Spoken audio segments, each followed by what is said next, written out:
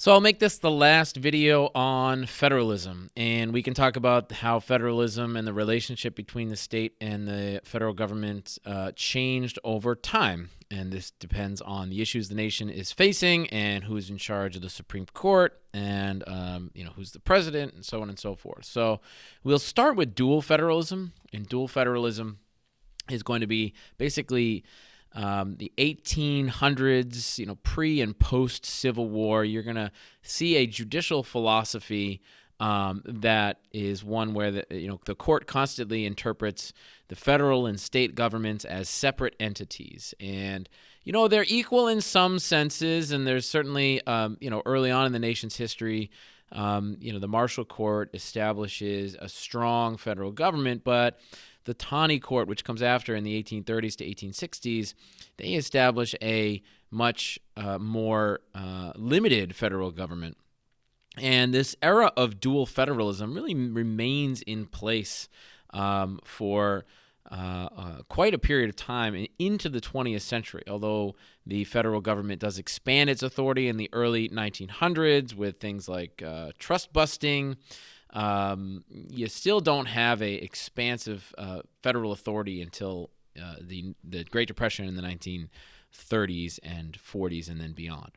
We can use the phrase layer cake federalism to describe dual federalism, the idea that states have their jobs, the federal government has their jobs, and these two things don't intermix. They are separate entities, and they have relatively equal authority in different spheres. So that's one interpretation, and that's early in U.S. history.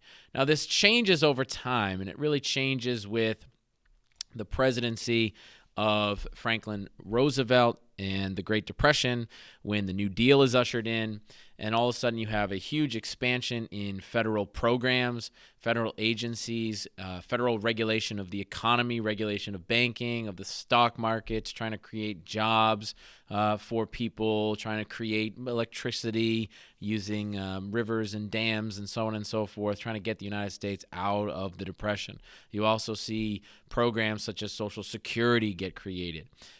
So you have huge expansion of the federal government, but this doesn't happen without states also playing a role. And so that's why it's called cooperative federalism. You have a top-down approach where the federal government has a lot of authority, but they're working with states to implement programs. They're working with Tennessee to implement the Tennessee Valley Authority. They're working with local governments to implement public works programs. So this is cooperative in the sense that state and federal government and local governments are working together.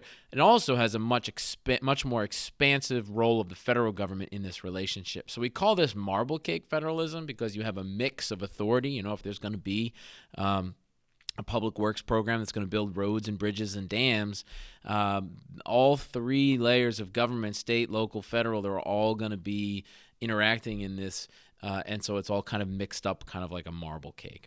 In the 1970s and 1980s, conservative lawmakers thought that the federal government had gone too far in their roles, their obligations towards the citizens, towards states. In the 1960s, Lyndon Johnson's administration had expanded more programs in education and healthcare with Medicare. And that was called his Great Society. The 70s and 80s kind of has a backlash to that, and a concept of new federalism, the idea that power would be returned to the states where these policymakers felt it could be best utilized, that the federal government had grown too much. And so new federalism, you see the imposition of block grants instead of categorical grants, the idea of deregulation and reducing restrictions, and having the bureaucratic agencies do a little bit less. This is something that was really gained a lot of momentum in the Reagan years and remains a big part of the debate between liberals and conservatives today. We also call this period a devolution revolution, where power is getting devolved back to the states. And we also have Supreme Court decisions that do this. A more conservative presidency leads to more conservative Supreme Court justices who will make rulings that limit power of the federal authority They return power to the states. They say you've gone too far. In the U.S. versus Lopez case, which is one of your required cases, which say the Commerce Clause can't be used to justify gun-free school zone bans laws by the federal government. That's a state and local issue. It's not a commercial issue. That's something that you could use as an example of the devolution versus devolution revolution.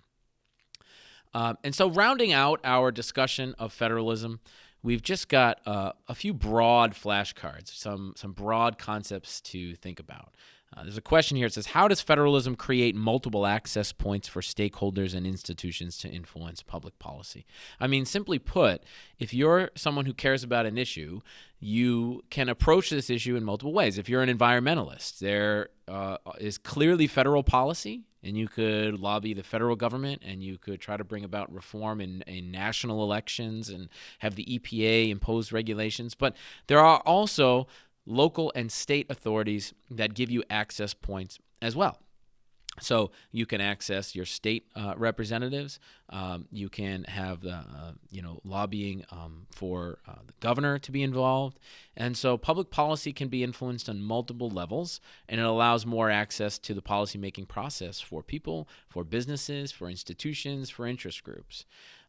You also have a question here. It says, how is national policy constrained by the sharing of power between the three branches and state governments? I mean, this is really getting at the concept of checks and balances, which we talk about in the first unit as a three-branch of government concept. It's about the Article 1 in the Constitution is the legislative branch, Article 2 is the executive, Article 3 is the judiciary, and ambition must be made to counteract ambition.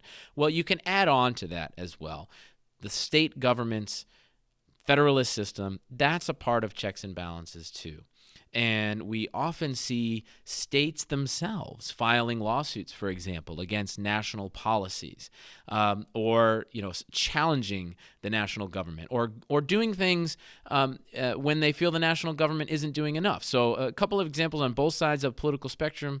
You can see many states got together and sued the Obama administration when the Obama administration passed the Affordable Care Act. They said that imposed too many restrictions on the states, and they tried to rein in some of the federal government action there. And they were partially successful in parts of their lawsuits. On the other side of the political spectrum, you have states that are challenging the Trump administration's environmental policies. So the Trump administration is trying to reduce the number of restrictions on automobiles for fuel efficiency. So some states don't agree with this, and they say, well, we're going to go ahead and maintain high standards, in particularly California. And so if you're an auto company and you're not going to meet California's standards, then that's really not an option for you, because they're such a big state and such a huge market. So they try to dictate policy on their own. It's not necessarily to say anybody's right or wrong in this discussion. That's really a personal perspective on the policy areas. But we have limits in our system on the three branches of government, but states can also play a role in trying to counteract national policy that they don't agree with, and that's part of checks and balances too. So federalism, that wraps up our flashcards for this unit, and take a look at these. And again, my reminder. This is a starter, a primer. It gets you figuring out where to look in your notes, in Canvas, in your textbook, and I've just brushed the surface here. So make sure you're doing a full-fledged studying of all these important concepts.